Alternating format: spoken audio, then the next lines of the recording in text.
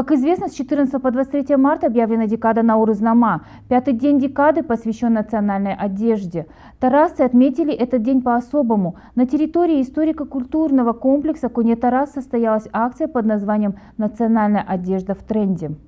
В рамках данного мероприятия ветераны, представители молодежных и волонтерских организаций, предприниматели в общей сложности более 100 человек вышли в город в казахских национальных костюмах. Они прошли от проспекта Толеби по главным улицам Тараза. Жители города тепло приветствовали участников акции.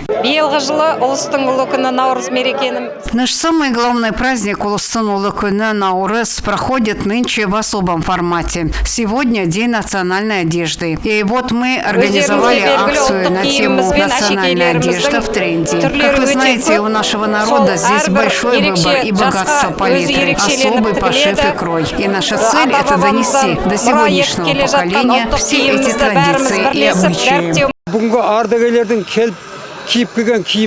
Одежда, которую надели сегодня ветераны, привлекла внимание всей городской общественности, молодежи, гуляющей вокруг публики. Это однозначно интерес к своим корням, к своей культуре. Исполнялись наши казахские народные песни, потом парадом. От Шахристана все участники прошлись по площади и зашли в март, создав особую атмосферу в ТРЦ и настроение у посетителей. В рамках праздничного мероприятия были организованы викторины на знание истории и деталей национальной одежды. Горожанам раздавались гостинцы от казахского дастархана. Кулюш Умурзакова, Аслан Кожахметов, Алимжан Ахпаев, Сим Ньюс.